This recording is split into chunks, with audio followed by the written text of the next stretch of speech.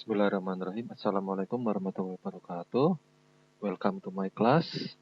Perkenalkan, nama saya Widyo Pranoto. Mulai semester ini, saya akan mengampu materi untuk bahasa Inggris untuk kelas 13. Karena ini adalah tahun pelajaran baru, maka untuk kelas 13 barangkali perlu sedikit mereview apa-apa yang sudah pernah dipelajari di kelas sebelumnya. Untuk materi bahasa Inggris untuk semester ini, itu ada beberapa materi ya.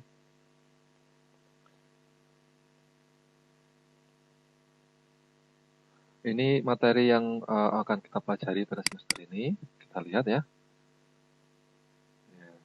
Semester ini ada tiga kompetensi dasar di semester ke-7 ya. Untuk semester ke-8 akan ada 2 kompetensi dasar. Untuk semester 7, kompetensi dasar pertama adalah technical manual atau ya, manual teknis. Kita akan belajar menulis manual teknis. Kemudian untuk yang KD selanjutnya, KD 34, tadi KD 33 ya. KD 34 kita akan belajar untuk cara mempresentasikan laporan. Ya, jadi kita akan membuat laporan dan mempresentasikannya. Kemudian untuk KD ke-35, explanation of work problem atau penjelasan masalah-masalah pekerjaan, terutama troubleshooting dalam bahasa Inggris.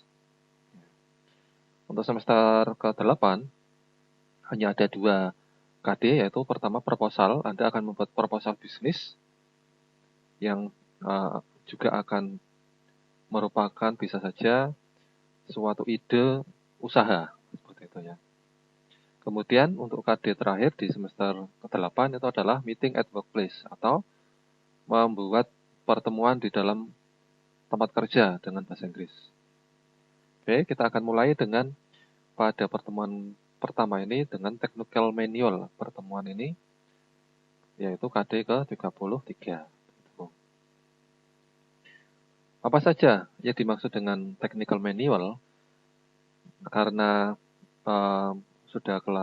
Anda sudah berada di kelas 13, maka kita sedikit banyak harus menguasai dasar-dasar bahasa Inggris dari kelas 10, kelas 11, serta kelas 12.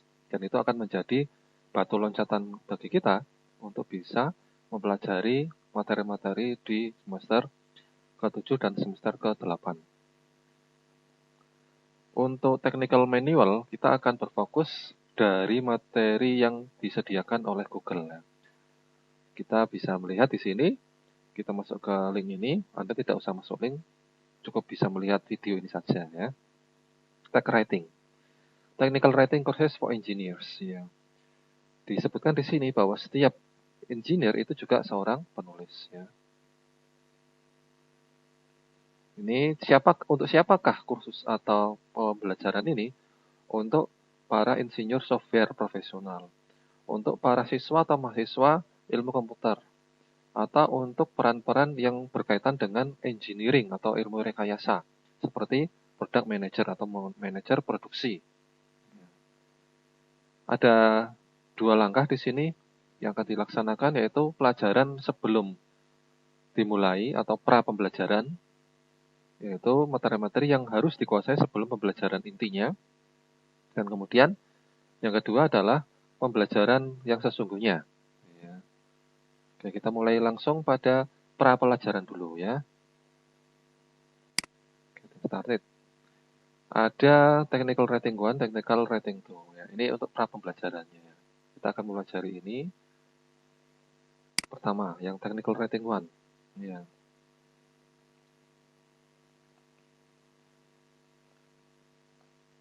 Kita akan membahas dulu dalam pembelajaran ini adalah just enough grammar atau grammar tata bahasa yang perlu kita ulangi lagi yang untuk bisa sampai pada penulisan technical manual yang baik ya. Coba kita akan melihat lagi materi-materi yang dulu pernah kita pelajari ya. Pertama kita akan mempelajari tentang words atau kata-kata ya. Kita juga akan mempelajari pertama dari noun, pronoun, verb, adjective, adverb, preposisi, conjunction, dan transisi. Noun itu apa? Noun itu adalah kata kerja, kata benda ya, dalam bahasa Indonesia. Pronoun itu apa? Pronoun itu kata ganti orang. Ya. Verb itu apa? Verb itu kata kerja. Adjektif itu apa? Adjektif itu adalah kata sifat. Adverb kata keterangan. Preposisi itu apa? Preposisi itu kata depan. Misalnya dalam bahasa Indonesia, di, ke, dari. Di mana? Di itu ya. Dari, ke, itu preposisi. Conjunction dan transisi. Conjunction itu adalah kata sambung atau kalimat sambung, transisi itu ya. Misalnya dalam bahasa Indonesia, oleh sebab itu adalah conjunction.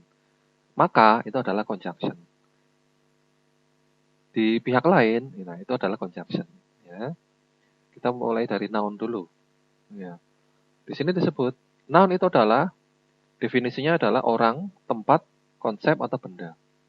Contohnya, Sam ya. Sam runs races. Sam ikut berlari lomba lari ya. Berlari dalam sebuah lomba lari. Sam ini kata benda. Races itu lomba lari, itu juga kata benda. Kata benda itu kalau secara umum, secara abstrak ataupun tidak abstrak, itu terdiri dari dua, yaitu kata benda abstrak dan kata benda konkret. Kata benda abstrak contohnya apa? Konsep, kesehatan misalnya, health, kebersihan, cleanliness. Ya, itu kata benda abstrak karena tidak konkret, ya kan? Keamanan, security, itu kata benda abstrak karena kita tidak bisa melihat bendanya, kita hanya bisa melihat keadaannya. Itu kata benda abstrak.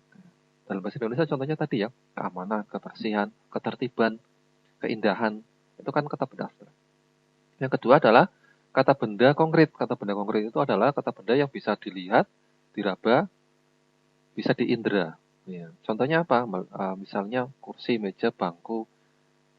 Ya, itu contohnya adalah contoh dari kata benda konkret. Di sini Sam itu berarti kata benda konkret karena bisa kita lihat. Orang itu kan bisa kita lihat ya. Races itu adalah perlombaan. Perlombaan bisa, itu merupakan konsep ya. Itu bukan benda, tapi konsep. Itu berarti kata benda abstrak. Pronoun itu adalah kata ganti. Ya. Kata ganti orang. Contohnya apa? Sam runs races. Sam ikut berlari dalam lomba lari. He likes to compete. Dia suka berkompetisi. Di sini he itu adalah kata benda. Kata ganti orang. Kata ganti orang. He, she, it, they, we. He itu adalah dia laki-laki. She adalah dia perempuan. It, dia untuk benda atau hewan. They, mereka. We, kami. Ya kan? Kita, we. Ya, itu ya. Itu adalah contoh kata ganti orang sebagai subjek. Kata ganti orang sebagai objek contohnya apa? Me. Ya. Terus apa? Her. Kemudian apa lagi? Them. Untuk they jadi them ya. Dan seterusnya ya. Misalnya yang lain. We jadi apa? Us. Itu adalah kata ganti sebagai objek. Dilihat lagi pelajarannya di kelas 1 ya. Nanti akan ada latihannya, tapi jangan khawatir ya. Kemudian adjektif itu adalah kata sifat. Contohnya, Sam wears blue shoes. Sam memakai sepatu warna biru. Warna itu adalah kata sifat. Selain warna, contohnya apa lagi? Semua yang memiliki lawan makna itu biasanya adalah adjektif. Contohnya besar lawannya kecil. Itu adalah kata sifat. Big lawannya small. Ya. Tinggi lawannya rendah. Tall lawannya short.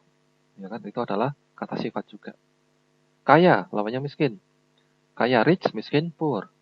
Itu adalah kata sifat. Biasanya yang merupakan suatu pasangan biner dalam arti memiliki lawan makna itu biasanya merupakan sebuah adjektif. Verb itu adalah kata kerja. Ya, contohnya Sam runs races. Sam berlari. Nah, berlari di sini itu merupakan kata kerja. Ya, berlari, tidur. Ya bisa ya tidur, kemudian makan, belajar, berjalan, berenang, bekerja, itu semuanya adalah kata kerja. Adverb itu adalah kata keterangan. Kata keterangan itu merupakan kata yang biasanya terletak setelah kata kerja. Contohnya, Sam runs slowly. Sam berlari dengan pelan. Dengan pelan, kata keterangan. Kata keterangan dalam bahasa Indonesia biasanya ada 3 macam. Kata keterangan waktu, kata keterangan keadaan, dan kata keterangan tempat. Ya, kalau ini slowly itu kata keterangan keadaan ya. Dia Sam berlari dengan pelan. Dalam bahasa Inggris, biasanya kata keterangan itu adalah kata sifat yang ditambahkan L dan Y. Slow itu kata sifat, pelan ya. Ditambahkan LY menjadi kata keterangan dengan pelan. Ya. Kemudian preposisi. Preposisi itu adalah kata depan. Dalam bahasa Indonesia contohnya di, ke, dari. Contohnya itu ya. Sam's sneakers are seldom on his shelf. On itu artinya di atas. Dalam bahasa Inggris, kata depan itu biasanya on, di atas, in, di dalam, at, di. Itu ya artinya ya. On, in, at. Itu biasanya kata depan. Ya. Conjunction itu adalah kata sambung yang menghubungkan dua kata kerja, menghubungkan dua kata benda atau menghubungkan dua frase. Frase itu kalimat ya. Sam's trophies and ribbons live only in his imagination.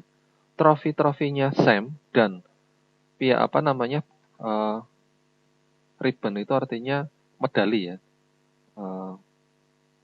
Itu hanya ada di dalam imajinasinya. And di sini merupakan conjunction atau kata sambung. Dalam bahasa Indonesia, kata sambung bisa saja dan, tapi, ya, atau, dan, tapi, atau. And, dan, tapi, but, atau, or. Itu adalah kata sambung. Transisi itu adalah kata yang frase atau kata yang menghubungkan dua kalimat. Kalimat di sini maksudnya bukan kalimat frase ya. Sebenarnya frase itu kalimat tapi tidak ada titiknya. Tapi kalau sentences atau sentence itu kalimat yang ada titiknya. Contohnya, Sam runs races weekly. Sam berlari atau mengikuti lomba lari secara mingguan. Titik. Itu kalimat. Tidak ada titiknya. However, namun, he finishes races weekly. Namun dia menyelesaikan lomba dengan lemah. Jadi dia jarang menyelesaikan lomba. However, ini artinya namun. Di sini, kalau dipisah tanda titik itu berarti merupakan transisi. Dalam bahasa Indonesia contohnya apa? Namun, maka, walau demikian, dan lain sebagainya. Ya. Oke ya. Untuk latihan, Anda silakan mengerjakan latihan yang ada di dalam Google Classroom. Ya. Silakan dikerjakan karena latihan tersebut itu akan menentukan presensi Anda. Jadi kalau Anda tidak mengerjakan latihan berarti tidak dianggap presensi. Seperti itu ya. Dengan kata lain presensi itu dianggap sebagai latihan itu dianggap sebagai presensi.